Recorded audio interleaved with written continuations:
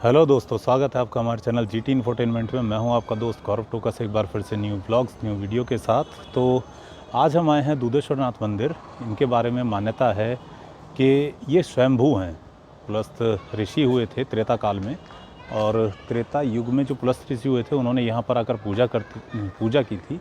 रावण उन्हीं का वंशज है। पुलस्त ऋषि रावण के दादा थे, तो रावण के पिताजी ने भी यहीं पर पूजा की थी और स्वयं रावण ने भी यहाँ पर पूजा की थी। कहा जाता है कि रावण ने जब यहाँ पर तपस्या की, भोलेनाथ को प्रसन्न किया, दूधेश्वर नाथ बाबा को प्रसन्न करने के बाद ही उसको सोने की लंका प्राप्त हुई थी, ऐसा माना जाता है। और इनको स्वयंभू इसलिए कहा जाता है कि कैलाश पर्वत का एक अभ्रंश अंग है कैला गांव यहाँ से करीब 1 किलोमीटर की दूरी पर है। और वहाँ के जो चरवाहे होते थे, जो गायों को चराने आते थे, यहाँ पर आते थे। यहाँ पर एक टीला होता था, एक बहुत ही बड़ा ऊंचा टीला होता था कैला गांव में। इसके सामने आपको दिखाता हूँ, मंदिर दिखाता हूँ सामने से। तो ऐसा माना जाता है ये एक टीला हुआ करता था। इस टीले पर गायें आती थीं और अपने आप ही दूध छोड़ना शुरू कर देती थीं। यहाँ की भी यही मान्यता है। और एक मंदिर है पंजाब नलास में, उसकी वीडियो मैंने पहले बनाई थी। वहाँ पर भी सेम ऐसी ही कंडीशन थी। वहाँ पर भी आकर गायें अपना दूध छोड़ना शुरू कर देती थीं। तो यहाँ पर भी यही है कि गाय अपने आप ही दूध छोड़ना शुरू कर देती थीं। तो चरवाहे जब गायों को लेकर जाते थे अपने मालिकों के पास, तो वो गाय वहाँ पर जाकर दूध नहीं देती थी। तो उनको बताया गया कि भी गाय दूध नहीं देती हैं। उन चरवाहों के ऊपर डांटा गया उनके मालिकों द्वारा, उनको धमकाया गया, उनके ऊपर इल्ज़ाम लगाए गए कि ऐसा क्यों है, आप दूध बीच में ही निकाल लेते हो। लेकिन उन्होंने मना किया कि सर हम ऐसा नहीं करते हैं, गाय के दूध की चोरी हम नहीं करते हैं। उनके ऊपर इल्ज़ाम लगाया गया था गाँव के लोगों के द्वारा। और अब मैं आपको दिखाता हूँ, यहाँ पर अर्धनारेश्वर का रूप है, भगवान शिव और माता पार्वती। एक तरफ नंदी हैं और दूसरी तरफ माता शेरावाली के शेर हैं। हाँ, तो बताया जाता है यहाँ पर गणपति महाराज। तो उन गायों के बारे में बताया जाता था, वो जो गायें थीं अपना दूध यहाँ पर आकर छोड़ती थीं। चरवाहों के ऊपर इल्ज़ाम लगा था, तो उसका पता लगाने के लिए उन चरवाहों ने यहाँ पर फिर से अगले दिन गायों को लेकर आए और चरवाना शुरू किया। तो गायें चुपके से आईं और कुछ गायों ने यहाँ पर आकर दूध छोड़ना शुरू कर दिया। ये बात उन्होंने अपने मालिकों को बताई कि गाय अपने आप दूध छोड़ती हैं, कुछ की थनों से धार निकलती है और कुछ बूंदें टपकती रहती हैं दूध की। उन्होंने नहीं माना। वो अपनी आँखों से खुद देखना चाहते थे ऐसा क्यों होता है। और इसी के वजह से गांव वाले भी यहाँ पर आए कि ये सब झूठ बोल रहे हैं। अपनी गलती को छुपाने के लिए चरवाहों के गांव वालों ने देखा कि गाय ऐसा ही करती हैं। कुछ गाय आकर यहाँ पर अपना दूध छोड़ने लगती हैं। तो यहीं से 2 या 3 किलोमीटर की दूरी पर एक गांव पड़ता है जिसको बोलते हैं हम कोट गांव में एक सिद्ध ऋषि रहते थे। उनके सपने में महाराज दूधेश्वर नाथ ने दर्शन दिए और कहा कि यहाँ पर आप एक मंदिर का निर्माण कीजिए। तो यहाँ पर तब खुदाई शुरू हुई और खुदाई के बाद ये शिवलिंग स्वयंभू प्रकट हुए। तो चलिए मैं आज आपको इन शिवलिंग के दर्शन कराता हूँ, दूधेश्वर नाथ महाराज के। हम अब मंदिर के तो अब हम सामने से देखेंगे, अंदर चलते हैं। ये सामने ही हमारे नंदी महाराज हैं।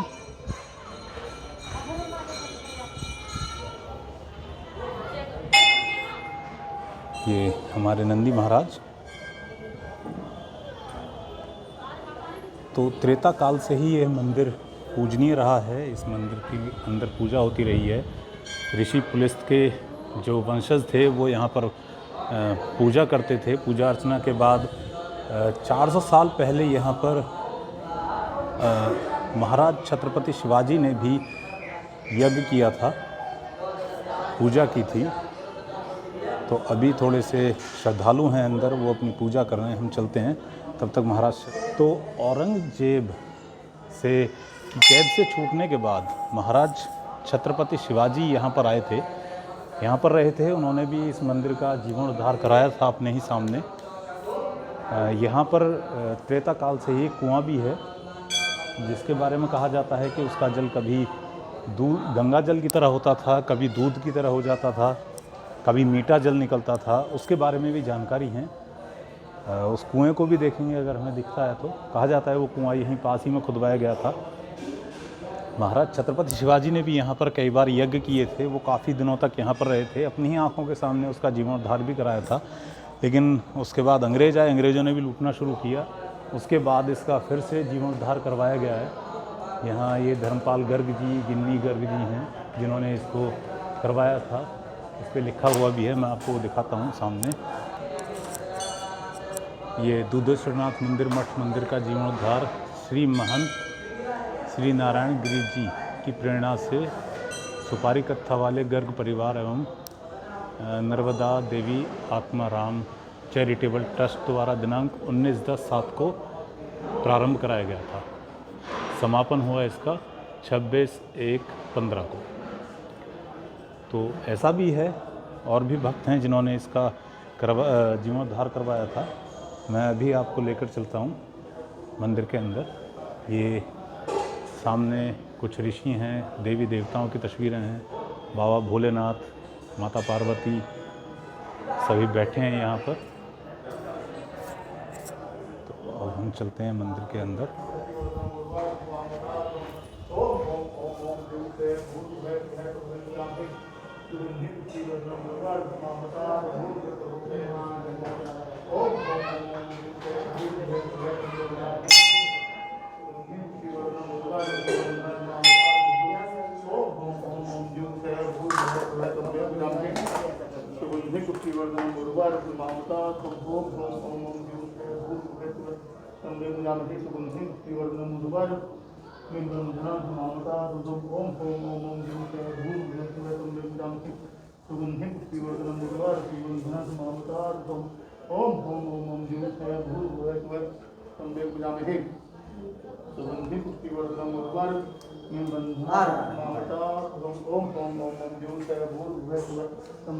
जब तक आ रहा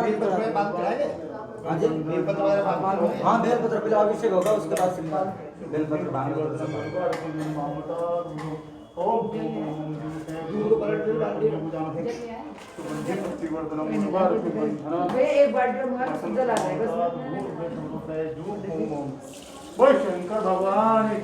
जय।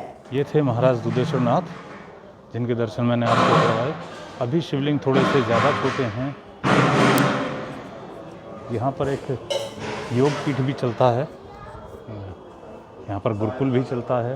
ये हैं श्री महंत नारायण गिरी जी का आसन, और ये बाबा भोलेनाथ की भभूति यहाँ पर। तो यहाँ पर गुरुकुल चलता है। कुछ लोग यहाँ पर शास्त्रार्थ संस्कृत का विद्यालय भी चलता है। मठ है ये एक। यहाँ पर लिखा हुआ मंदिर प्रातःकाल सुबह 5 बजे से मध्याह्न 1 बजे तक खुलता है। मंदिर के खुलने का समय भी आपको ये है सामने।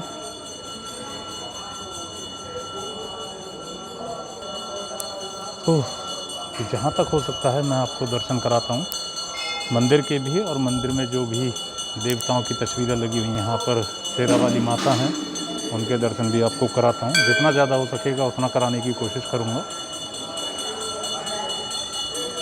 ये यहाँ पर सभी ऋषि हैं। तो मैं आपको वो कुआं भी दिखाऊंगा। श्री सत्यनारायण नमः, सत्यनारायण भगवान और श्री माँ दुर्गा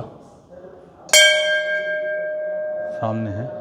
तो मैंने भी एक कुएं का जिक्र किया था कि जो त्रेता काल से है, जिस कुएं के बारे में कहा जाता था कि इसका जो जल था कभी गंगा जल के रूप में आता था, कभी दूध की तरह निकलता था, सफ़ेद हो जाता था, और कभी मीठा। तो ये वो कुआं है। ये कुआं भी बंद किया हुआ है, हाँ चारों तरफ से बंद है। इसमें झांक कर देखने के लिए कुछ नहीं है फिलहाल। तो यही है वो कुआं, इसको बंद कर दिया गया है। इसकी मान्यता अपनी अलग है। ये भी त्रेता काल से है यहाँ पर। हम मंदिर के दूसरी तरफ चलते हैं। अभी श्री राधा रानी की जी हैं।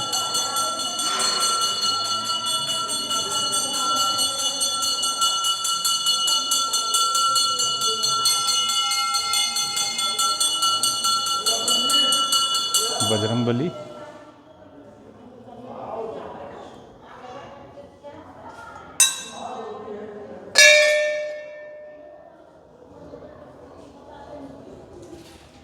यहाँ पर सभी भक्तगण अपनी मनोकामनाओं को पूर्ण के लिए आते हैं। फिर से बजरंगबली। तो जैसा कि मैंने आपको दिखाया, पीछे कुआं भी था। कुआं भी त्रेता काल से है, उसकी भी अपनी एक अलग मान्यता है। और दूधेश्वर नाथ की तो मान्यता है ही। आप भी आएँ कभी, यहाँ पर सभी छोटे छोटे शिवलिंग हैं, आपको दर्शन कराता हूँ।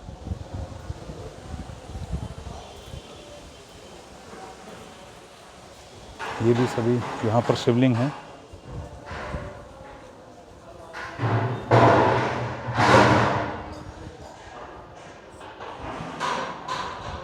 और ये शिवलिंग उनके द्वारा लगाए गए हैं जो अब तक यहाँ इस मंदिर के महंत रहे हैं। उन्होंने अपने अपने शिवलिंग यहाँ पर स्थापित किए थे और उन्हीं के नाम से हैं। किस सन से लेकर किस सन तक हैं, शुरुआत कहाँ से हुई, सबके यहाँ पर सन लिखे हुए हैं। ये देखिए, मैं आपको दिखाता हूँ। ये महंत गिरिजी रहे हैं 1649 से 1680 तक। तो सभी के यहाँ पर शुरुआत से ही ये सब ने अपने अपने मठ में शिवलिंग लगाए हैं।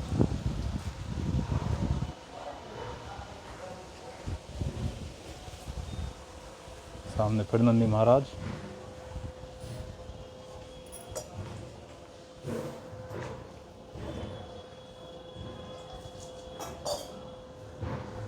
गणपति बप्पा। और मंदिर है बप्पा के पप्पा का।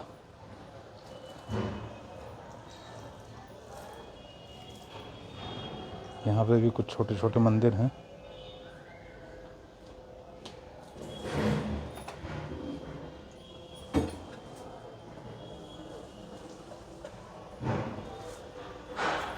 और आखिर में काली माता। ये नंदी महाराज। ये देखिए, ये पुलस्त के पुत्र श्री विश्वेश्वर ने यहाँ पर भगवान शंकर की तपस्या की थी। इनके ही पुत्र का नाम रावण था।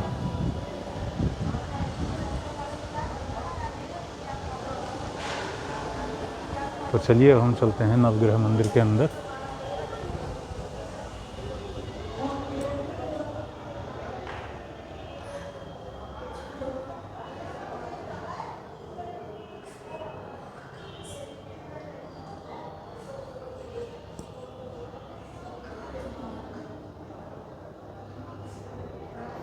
ये सामने बाबा भोलेनाथ। ये है नवग्रह मंदिर।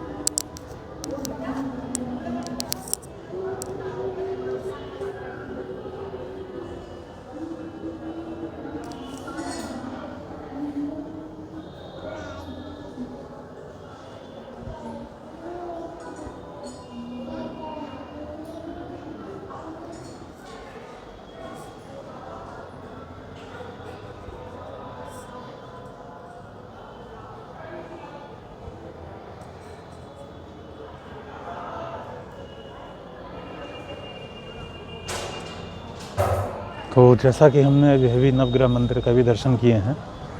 मंदिर में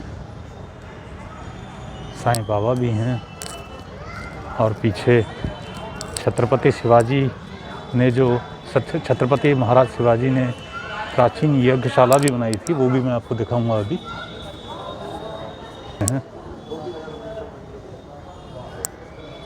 साईं बाबा के मंदिर की तरफ, वो भी अंदर है।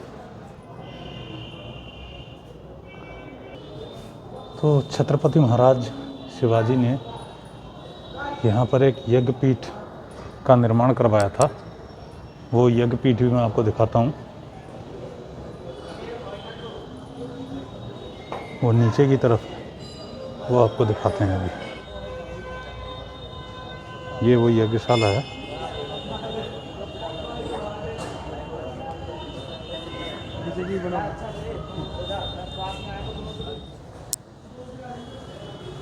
तो ये है वो यज्ञशाला जिसका निर्माण छत्रपति महाराज शिवाजी ने करवाया था यहाँ पर रहने के उपरांत। और ये सामने यहाँ पर ये गुरुकुल चलता है। विद्यार्थी हैं जो वेदों का पाठ करते हैं, वेदों की शिक्षा यहाँ से ग्रहण करते हैं। ये इनका गुरुकुल है, यहीं इसी मठ में रहते हैं। ये कुछ छात्र हैं।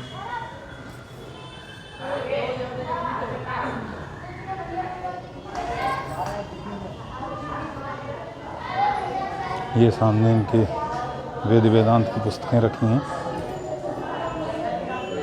जिनको ये पढ़ते हैं। यहाँ पर यज्ञ भी होता है सुबह शाम। तो दोस्तों, जैसा हमने आपको यहाँ से दर्शन कराए हैं महादेव दूधेश्वर नाथ महाराज के, अगर आप भी यहाँ पर आना चाहते हैं तो आप भी आइए। गाज़ियाबाद में बहुत ही प्रसिद्ध मंदिर है। आप भी अपनी मनोकामना पूर्ण करवाइए, महादेव की प्रार्थना करें। तो दोस्तों, अगर आपको वीडियो अच्छी लगी है तो लाइक शेयर एंड कमेंट करें और हमारे चैनल को सब्सक्राइब भी करें। मिलते हैं नेक्स्ट वीडियो में, तब तक के लिए जय हिंद।